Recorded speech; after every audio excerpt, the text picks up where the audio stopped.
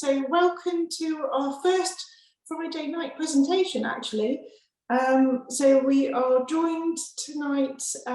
We've got one presenter who's actually here, and we've got another presenter who's recorded his presentation on a video. But both of these people are from Chesterblade Hills. We've called this presentation Peering into the Wild Side at Chesterblade Hills. So we're going to be joined firstly by Ed Green, who is the owner of Chesterblade Hills.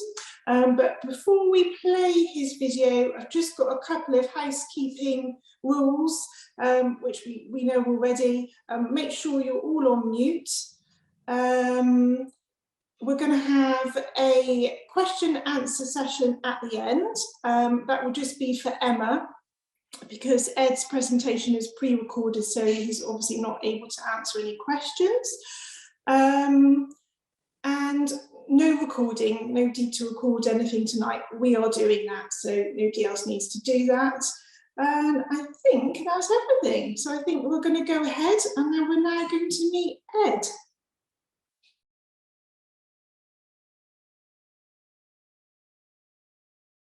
Right, hoping everybody can see me okay.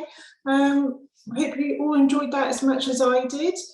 I'm now going to hand over to our next live host, Emma Withers. Emma is a wildlife conservation graduate, and she's been inspired by the work of farm owner Ed. I'm going to hand over to you, Emma. Hello, I'm Emma. So as Ed briefly mentioned at the end of his video there, I actually met Ed through the Somerset Badger Group. We had a couple of our training days there about a year ago now, October time. And I just overheard him talking about how he wanted to set up camera traps across his farm to monitor all wildlife. And I have experience and a background with camera trapping and was eager to get even more experience. So I was like, please, Ed, can I help you? Please, can I get involved? And he was more than happy for me to spend time over the farm. So yeah, for the last year, I have been going sort of twice weekly to once a month, setting up camera traps around the farm and recording the footage. And then I've either sent the best bits to Ed for him to use on his social media, I've used bits on my social media, and then I've also taken notes of what species we're seeing across the farm. So Ed's got kind of a baseline of what he's got now, so in the future he can do this all again and see whether he's actually managed to encourage any new species into the farm. We're using it as a monitoring method. So a little bit about camera trapping itself. It's used in many different researches now. So from monitoring cheetahs in South Africa to, personally, I've used it to monitor hedgehogs around gardens in Reading, and now obviously at Chesterblade Hills. But they are a handy tool for basically seeing whether the species is present or not. If it is present, you're likely to capture it on a camera trap. So I've got one here. I was hoping to be able to give you all a tour around the farm, show you how I set them up, but here we are. I'll do my best to show you the camera trap setup. So you can get these, they range from about £40 up to £240, depending on how good a quality the video you want to be is. They're a great Christmas present since Christmas is coming up, and if you do know you get any wildlife in your garden, I'd highly recommend you getting one just to pop in your garden and having a look of what creeps in your garden lawn every night, basically, probably foxes. But they just have clips on the side. You open them here. This is all your settings here. This is the lens. And then this, depending on the camera trap, so these actually shine a light when something goes past to light it up. But if you're going to pay more money, you can get them infrared as well. And then these ones are battery powered, which unclips at the bottom here. And then your batteries. I don't want to open it because all the batteries are going to come out. But you can see the batteries that go in there.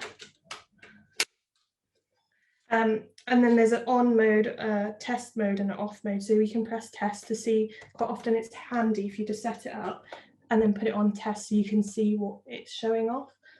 And the reason why it's attached to a stake is because getting it secure to a tree when you're wandering around in the woods can be quite difficult. So we found that it's easier to put it straight on a stake, and as I'm going to move location, all I have to do is move the stake around rather than faffing with not tying it on. But they're normally quite good that they come with straps. But I got the stake from the tool station and then just cut them in half, and I walk around Chesterblade with a mallet in hand, ready to put the stake in the ground. So what I've done now is made a quick little, well, it's a 15-minute video on me setting up, well, showing you a camera trap actually on Chesterblade Hill. Mainly, Chesterblade has got lots of different sets across the whole farm, but we've been mainly focused in the large set that's over 100 years old in the centre of the farm, which is where I am in this video.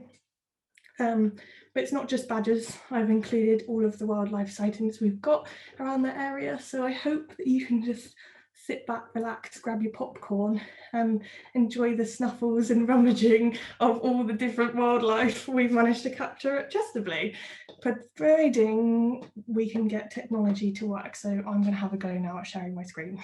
We'll see. So this is inside the copse. It's all quite overgrown at the moment. I can see a lot more than I could last time.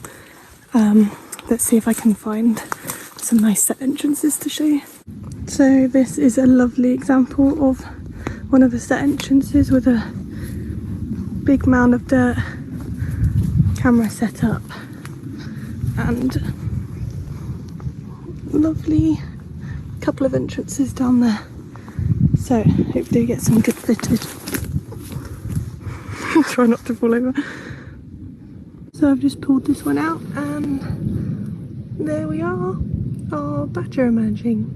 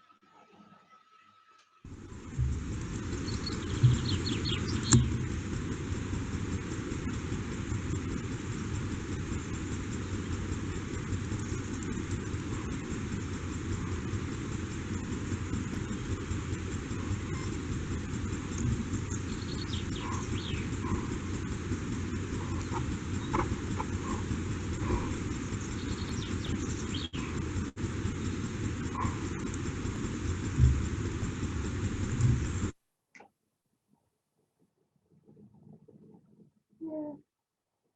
What's happening?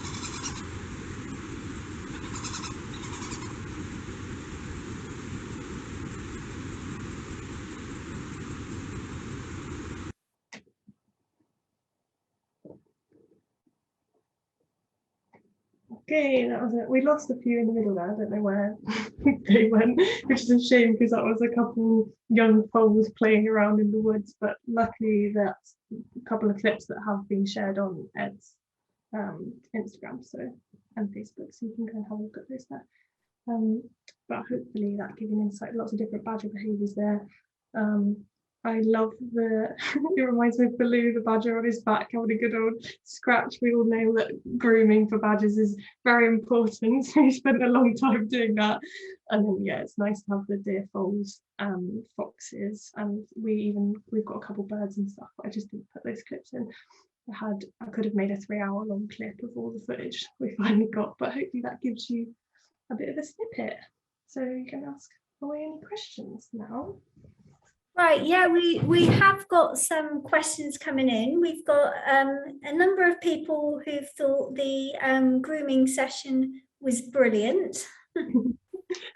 And a couple who, like me, have thought that the little tip about putting the camera actually on a stake was a good idea, because I know I've tried putting cameras up in my own garden around knobbly trees. It's not such a great idea, so going to bear that in mind. We've had one specific question.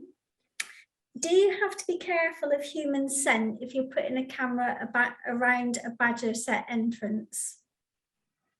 Yeah, I thought that would be the question. So we tend to leave the cameras for at least 2 weeks to try and so that they get used to it. Obviously, when you walk by, these cops are so hidden. You'd think that nobody walked by, but there's dog walkers going by all the time. There's dogs running about these sets. Like they're very well. They're getting a lot of disturbance whether I'm there putting an extra camera or not. So all I try and do is go there as quickly as possible. I don't know if you can see, but I haven't ever cleaned this to try and. It smells like nature as far as I'm concerned, hopefully. I had a bit of a concern about moving it from one set then to the other, but I tend to roll it in dirt and try and get as much of the scent off as I can as possible, and then leave it for a while so they get accustomed to it. They know it's not going to scare it before we get any of this footage. But you can see they have a good old sniff, Yeah. and then it turns into a back scratcher. Brilliant. And I know yes you can on this question, and because I've got one myself, somebody's asking, have you found any cameras where you can set the delay time before the camera video starts recording? And I know you can, because I can do that with my Bushnell. You can set it to start at 7 o'clock at night and finish at 6 o'clock in the morning. Have you got any other sort of options, and if somebody was going to get one for a Christmas present, either for themselves or from somebody else, what would you recommend perhaps as something for beginners? So there's settings, this one, and quite a lot of them are triggered, so they'll only go off if there's movement. So that's all well and good when the movement's an animal, but we learnt this actually when I was in South Africa, setting it up for, we were looking out for leopards, is we had to clear all of the vegetation within 2 meters in front of them. Otherwise you're flicking through videos of grass blowing in the wind for hours on end. And even with clearing everything in front of these cameras, I'm still flicking through twigs flowing around and to try and find the animal. So yeah, that's all well and good setting, but you have to be there. But then otherwise, if you're just leaving it recording, then you've got to watch through the whole 8 hours. So it's still quicker if you set it to just go off when it's triggered, and that's all in the settings. And like you said, you can set it up like that as well. Yeah, and I know with mine I've had things like insects and stuff like setting them off, so yeah, it's just one of those things you live with. What's the most number of badgers you've seen in one video, and do all wildlife cameras have sound? The most number we've had at Chesterblade was 4, and that was, there was a clip in that with 2 in. I couldn't find the clip with 4. I think I sent it Ed and then I've lost it myself, but it was probably only a split second where you could just about count 4, and then that's it, there you go. So you're very lucky to get them all on the camera. So that's the problem when I was trying to talk about abundance on the farm and how many different species, what the population's like. It's really hard to tell on the camera unless you're going to get them all on camera at the same time. Just because you've seen 2 doesn't necessarily mean it could be the same one. It's just walked past and come back, unless you've got a good high quality camera, and then you can identify them because you can pick out certain points. So it was quite obvious with the deer that they were a lot of different deer. But with the badgers, I find it a bit harder. Vanessa, on the other hand, was like, that's a lactating female. And I was like, okay. So unless you're Vanessa, it's a bit hard to tell the difference between all the different badgers. But back to your other question, I've got to say, if you're looking at getting one, these were just £60 off Amazon. These are by Apeman. And yes, normally they all have sound, was the answer to the question. Right, that's great. And the clarification on the person who's asked about the delay, what they were meaning was, can you change the delay from the animal appearing to the video triggering? Because apparently they've got lots of videos of badgers just walking out of view. Oh, I see, where it's gone off too late. I think that will be the sensitivity of the trigger, so that will be the camera. So it basically means your sensor just takes long to go off. You can then change how long it triggers for, which is sometimes helpful if the badger then comes back into view. But how quickly the trigger goes off will just depend, it just vary camera to camera. And is that more likely to be having a quicker trigger on a more expensive camera? Unfortunately, so you're gonna get what you pay for. Yeah, you get what you pay for with wildlife cameras. Right. Okay, that's great. And how long do you set your video clips for? Varied, because you can even set them to just taking photos if you prefer. If you just need to know whether the animal is there or not, it saves memory if you just set it to a photo. If you want to understand the behavior a bit more and see what they're up to, then setting it for different various of times. This one goes 10 seconds, 30 seconds, a minute, or 2 minutes is the longest, I think. So then if you want any longer than 2 minutes, then you can change the amount of time it is between the 2 minute segment, if that makes sense. So you record for 2 minutes and then it will stop even if there is movement. But after, say you've set it to 10 seconds, then it will start the 2 minutes again, if there is still movement. Or you can make that 30 seconds gap in between if you don't want hours of just the same thing going off or the same badger walking around in circles. You can adjust it. Does that make sense? Yeah, so people are really going to need to think about what they want from a camera and do a little bit of research. Yeah, exactly. And the more they pay, the better camera they're going to get it. Yeah, these £250 cameras, you can do all sorts, and there's some that even you can connect to your phone now and set them up. be watching live if you really wanted to. So there's all sorts of gadgets and whizzers and things you can do out there, but even the guys that use them for research don't need them to do that fancy, because quite often they just need to know whether the animal's there or not. So it's personal preference. Brilliant. I think, unless anybody's got any more questions that they want to ask, we've had a few thank yous to you and to Ed for a positive and inspiring evening. I do want to say one thing. If some people still haven't set one up, it always seems to need to go lower than what you think, just to save you some time of coming back and you've only got the bottom bit of the badger, or they're a lot closer to the ground. So this is on this stake here, and most of it goes in the ground, so it nearly sits on the ground, especially when I'm looking down into a set entrance. But the stake also allows me to angle it like this, so I can angle it down into the entrance, or sometimes it's up in a tree like this. You can do a lot, but so it is useful to look at what your camera's pointing at before you walk away, because I've come back and then thinking it's a great angle and I've not got anything on it. Right, and we've also had asked, and I think you mentioned this during your talk, do you have any more social media sites with videos on? And did you say those have gone onto the Chesterblades?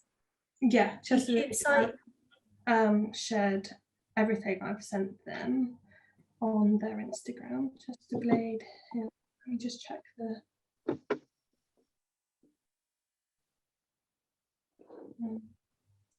Yeah, their Instagram is literally Chesterblade Hills, which is CHESTR Blade Hills. Their Instagram, and they share. I don't think they've put any on their website, but they've got my videos on there. And then I also have an Instagram, which is all of my travel adventures and wildlife stuff, and I share videos on there too, which is emmas.wild.life. Right, okay, that's great. Well, if afterwards you can send us those links, I'll make sure when we get stuff out to people that we'll include those links in there, so that they can go and enjoy more of your wildlife at Chesterblades there. And I think that's all for questions, so I'll hand back to you, Jo. Thank you, everyone. Emma, thank you so much. I enjoyed that so much. For me, my favourite was definitely the badgers, of course, especially the grooming badgers, and hearing those badgers communicate like that was absolutely wonderful. I must admit, I did have a few tears because I live very close to Chesterblade, so it was just wonderful to see those badgers and all that wildlife in great condition, in a natural habitat, just doing what wildlife does. So thank you so much. The other thing I want to tell everyone is that Ed has invited us, Somerset Badger Group members, to Chesterblade, which is the most beautiful place. I know a lot of you have already been, next spring or summer, so we can meet together, have a cup of tea, coffee, cake possibly, hear from Ed, maybe Emma again, and you can see Chesterblade yourself. So I'm hoping that's something that our members would like. And that's it. Thank you so much. Bye-bye, everybody. See you again. Probably after Christmas. By the way, it's lovely to see so many familiar faces tonight. Love seeing you. Bye-bye.